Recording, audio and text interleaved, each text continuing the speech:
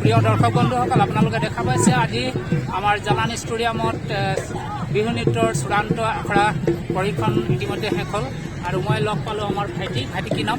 নমস্কাৰ, মোৰ নাম জয়চন্দ্ৰ গগৈ। ভাইটি ক'ৰ পৰা আহিছা? মই লেঙেৰীৰ পৰা হয়। মই তিনিখনৰ পৰা আহিছোঁ।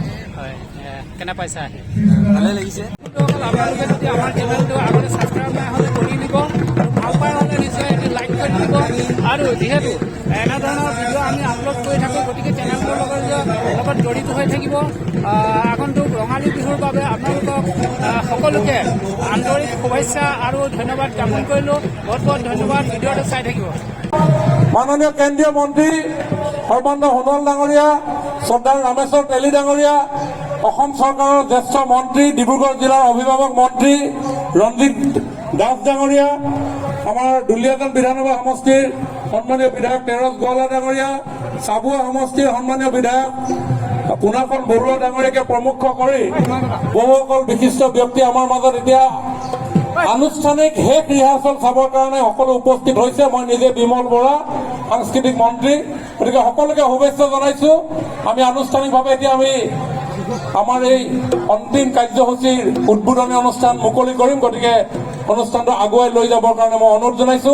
দিয়া বিহু অসমৰ প্ৰাণ, বাপতি সাহোন এই বিহু, হিয়াৰ নামতো বিহু আমাৰ স্বাভিমান। এইহেন প্ৰাণৰ বিহুটি বিশ্ব অভিলেখৰ দিশে আগবাঢ়িছে। আপোনালোক নিশ্চয় অৱগত, অহা 14 এপ্ৰিল তাৰিখে গুৱাহাটীৰ সৰুসজাই ষ্টেডিয়ামত অভিলেখ গঢ়াৰ দিশত এই আয়োজন। ডিব্ৰুগড় জিলা প্ৰশাসনৰ তৰফৰ পৰা সকলোকে অভিনন্দন, শুভেচ্ছা জনাবলৈ আজিৰ এই আয়োজন, আজিৰ এই অন্তিম তথা বৰ আখৰা। মুঠ 1400 বিহুৱতী, নিৰ্বাচিত বিহুৱতী ইয়াত সমবেত হৈছে। আমাৰ সন্মানৰ বাবে, আমাৰ চেনেহৰ বাবে, আমাৰ মান ৰক্ষাৰ বাবে। আজি আপোনালোক নিশ্চয় অৱগত, কিছু সময়ৰ আগতে মাননীয় সাংস্কৃতিক দপ্তৰৰ মন্ত্ৰীয়ে ইতিমধ্যে ঘোষণা কৰিছেই আজিৰ উপস্থিতিৰ কথা। তথাপি পুনৰবাৰ কৈছোঁ, সম্বোধন ধৰিছোঁ। আমাৰ আটাইৰে শ্ৰদ্ধাৰ মাননীয় কেন্দ্ৰীয় কেবিনেট মন্ত্ৰী তথা অসমৰ প্ৰাক্তন মুখ্যমন্ত্ৰী শ্ৰীযুত সৰ্বানন্দ সোণোৱালদেৱ, মাননীয় কেন্দ্ৰীয় ৰাজ্যিক মন্ত্ৰী ৰামেশ্বৰ তেলী ডাঙৰীয়া, মাননীয় মন্ত্ৰী তথা অভিভাৱক মন্ত্ৰী ৰঞ্জিত কুমাৰ দাস ডাঙৰীয়া, সাংস্কৃতিক দপ্তৰৰ মন্ত্ৰী বিমল বৰা ডাঙৰীয়া, ডিব্ৰুগড় জিলাৰ উন্নয়ন আয়ুক্ত শ্ৰীযুত জিতু কুমাৰ দাসদেৱে। মই দাসদেৱক অনুৰোধ কৰিছোঁ আদৰণি ভাষণ আগবঢ়াবলৈ। ঢুলীয়া নাচনী বাঁহী বাদকে অংশগ্ৰহণ কৰিব। আজি চূড়ান্ত আখৰা অনুষ্ঠানত আপোনালোকক সাদৰে সম্ভাষণ জনাইছোঁ আৰু সকলোৰে সহযোগিতা কামনা কৰিছোঁ। আজি আমাৰ মাজত উপস্থিত থাকি আমাৰ ঢুলীয়া নাচনীসকলক উৎসাহিত কৰাৰ কাৰণে সন্মানীয়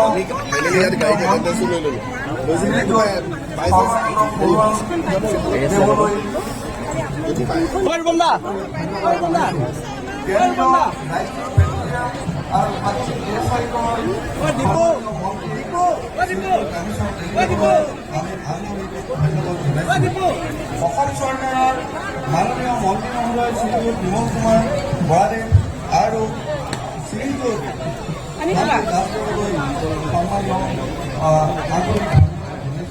লগতে আজি এই জালান মুকত খেলখনত জনাইছোঁ। এইবাৰ অসমৰ সাংস্কৃতিক দপ্তৰৰ মাননীয় মন্ত্ৰী শ্ৰীযুত বিমল বৰা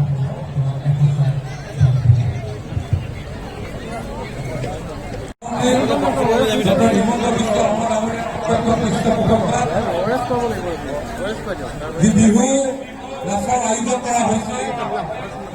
সমগ্ৰ ৰাজ্যখনতে প্ৰতিখন জিলাত এই বিহুৰ প্ৰশিক্ষণ অনুষ্ঠিত হৈছিল আৰু আনুষ্ঠানিকভাৱে বিভিন্ন স্থানত অনুষ্ঠিত হোৱা প্ৰশিক্ষণসমূহ একত্ৰিত কৰি জিলা ভিত্তিত সামৰণি অনুষ্ঠান আয়োজন কৰা হৈছে আৰু আজি আমাৰ ডিব্ৰুগড় জিলাত 14টা বিভিন্ন অঞ্চলত যোৱা দিনবিলাকত অনুষ্ঠিত হোৱা প্ৰশিক্ষণ শিবিৰৰ সকলো প্ৰশিক্ষাৰ্থী একেলগে আজি গাঁৱত এই আউটডোৰ ষ্টেডিয়ামত সমবেত কৰাই অন্তিম প্ৰশিক্ষণ তথা সামৰণি অনুষ্ঠান আমি আয়োজন কৰিছোঁ। জয় জয়তে মই শ্ৰদ্ধা জনাইছোঁ আমাৰ মাজত থাকে আমাক উৎসাহিত কৰা আমাৰ আটাইৰে শ্ৰদ্ধাৰ কেন্দ্ৰীয় মন্ত্ৰী সৰ্বানন্দ সোণোৱাল ডাঙৰীয়া।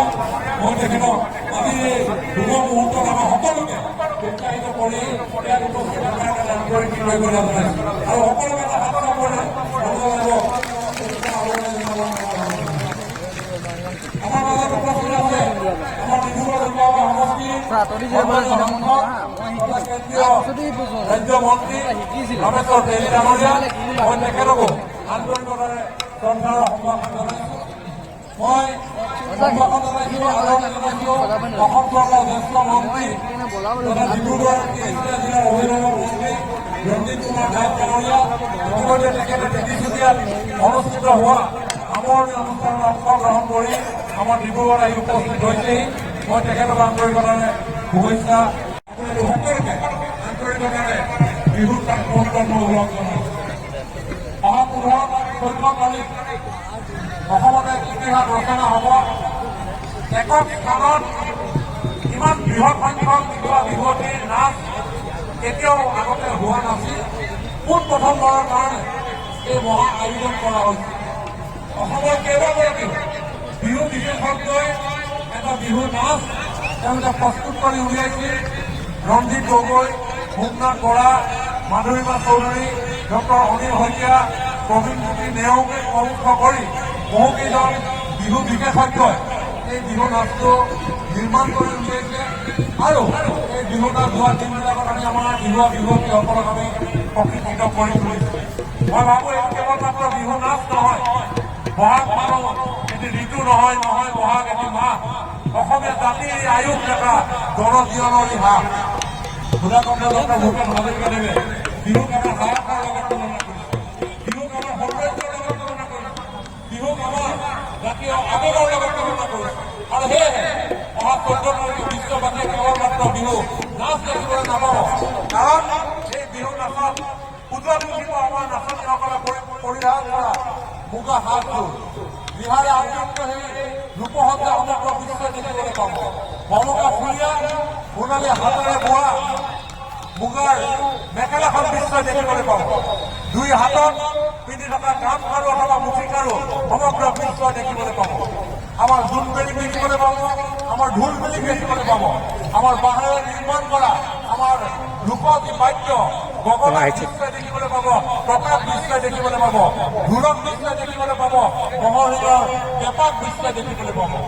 আমাৰ নাচনীৰ হাতত কপৌ ফুলেৰে যেনেদৰে শোভা বৰ্ধন কৰিব, এই কপৌ ফুলক বিশ্ববাসীয়ে দেখিবলৈ পাব। মই ভাবোঁ সেইকাৰণে কেৱল এইটো বিহু নাচ নহয়, এই আমাৰ লোক সংগীত, লোক পৰম্পৰা, লোক কৃষ্টি, লোক বাদ্য, লোকৰ লোকসজ্জা, লোকৰ লোকসজ্জা, লোকৰ পোচাক পৰিচয় সকলো যেন এদিনাখন য'ত সাক্ষীৰূপে উপস্থিত থাকিব আমাৰ আটাইৰে শ্ৰদ্ধাৰ দেশৰ মাননীয় প্ৰধানমন্ত্ৰী নৰেন্দ্ৰ মোদী ডাঙৰীয়া। গতিকে এই মুহূৰ্তত মই বেছি দীঘলীয়া বক্তব্য নাৰাখোঁ। ডিব্ৰুগড়ৰ যিসকল প্ৰশিক্ষাৰ্থী আছে মই আপোনালোক সকলোকে আন্তৰিকতাৰ অনুৰোধ জনাইছোঁ, যিহেতু এখন মোৰ গৃহ জিলা, গতিকে তাতে আপোনালোকৰ 3 দিন যি কাৰ্যসূচী হ'ব 11, 12 আৰু 13, এই 3দিনীয়া কাৰ্যসূচীত সৰুসজাই একত্ৰিতভাৱে 10,000তকৈ অধিকলৈকে বিহুৱতী একেলগে আপোনালোকে অনুশীলন পুনৰ কৰিব। আজি যেনেকৈ আমি শেষ কৰিছোঁ, সেইটো শেষ নহয় আৰু 3 দিন আপোনালোকে কৰিব লাগিব। তাতে ৰাতিপুৱা 6 বজাত আপোনালোকে আহিব লাগিব। 8টা বজাৰ পৰা আমাৰ ৰিহাৰ্চেল আৰম্ভ হ'ব, 11 বজালৈকে ৰিহাৰ্চেল হ'ব, 11 বজাৰ পৰা 4 বজালৈকে অফ থাকিব, 4 বজাৰ পৰা 7 বজালৈকে আমাৰ ৰিহাৰ্চেল হ'ব, 7টা বজাত সৰু সজাত আপোনালোকে আহাৰ গ্ৰহণ কৰি আপোনালোকে নিজ নিজ থকা স্থানলৈকে আপোনালোকক লৈ যোৱা হ'ব। আমাৰ প্ৰত্যেকখন জিলাৰ পৰা 50গৰাকী বিহুৱা বিৰোধীৰ ওপৰত এজন অফিচাৰ আপোনালোকক নিয়োগ কৰা হ'ব।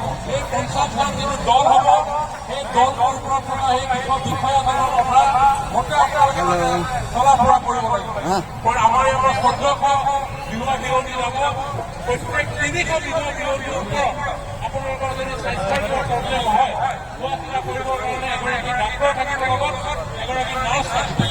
আৰু আপোনালোকৰ কিবা অভাৱ অনাটন সমস্যা, এই যিকোনো সমস্যাৰ সৃষ্টি হ'লে আপোনালোকৰ ওপৰত নিয়োগ কৰা যিজন বিষয়া থাকিব 50গৰাকী যুৱতীৰ ওপৰত, তেওঁক আপোনালোকে ফোন নম্বৰ লৈ ল'ব। ইতিমধ্যে পানী নিদিব আপোনালোকে ওলাই আহক, পানী দিয়া দিয়ক, আপুনি ওলাই আহক, পানী বিচাৰিব। গতিকে প্ৰতিটো কথা আমি সুস্থভাৱে আপোনালোকৰ অভাৱ অভিযোগ এই গোটেই কথাবিলাক আমাৰ চৰকাৰৰ তৰফৰ পৰা বিশেষভাৱে নিবদ্ধ কৰা হৈছে। আপোনালোকৰ যিকোনো সমস্যা, আপোনালোকৰ সেই পঞ্চায়তৰ যিকোনো সমস্যা আছে, আপোনালোকৰ দায়িত্ব থকা বিষয়াজনক অৱগত কৰাৰ লগে লগে সমাধান কৰিবৰ কাৰণে আমি যত্ন কৰিম। খোৱা বোৱা আপোনাৰ দায়িত্ব নহয়, সৰু সজাই ৰাস্তাত ব্ৰেকফাষ্ট হ'ব, তাতে আপোনালোকৰ লাঞ্চ হ'ব, তাতে ইভিনিং টি হ'ব, তাতে ডিনাৰ হ'ব। বেছি মছলা দি নিজে বনাবৰ কাৰণে ইতিমধ্যে নিৰ্দেশ দিছোঁ, যাতে পেটৰ অসুখ হোৱাৰ পৰা শাৰীৰিক বিসংগতি নহয়, এই কথাবিলাকো চাম। গতিকে আপোনালোকৰ যিকোনো সমস্যা হ'লে এই বিষয়জনক অৱগত কৰি নাচিব লাগিব, হয়নে নহয়? যোনে যেনেকে নাচিব তেওঁলোকে তোমাক বেছিকে ঘূৰি ঘূৰি নাচিব লাগিব, হয়নে নহয়? নহয় হয় হয়নে নহয়? হয় যদি এনেকে হাতে হয় নহয় যদি হাতে হয়। আপোনালোকে দোকান বেছি ঘূৰিব নোৱাৰিব না। যিটো বিহু যেনেকে নাচে শিল্প হৈ যায় তেনেকে নাচিব লাগিব। আমি যিটো বেছি নাচিলে কথা বেছি ঘূৰি দিওঁ, তেতিয়াহ'লে গতিকে আমি বেছিকে নাচিম নেকি?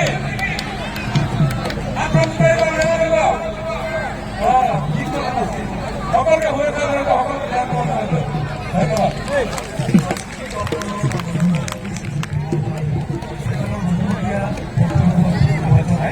এবার আমি আহ্বান জানাইছো ডিব্ৰুগড় জিলাৰ অভিভাৱক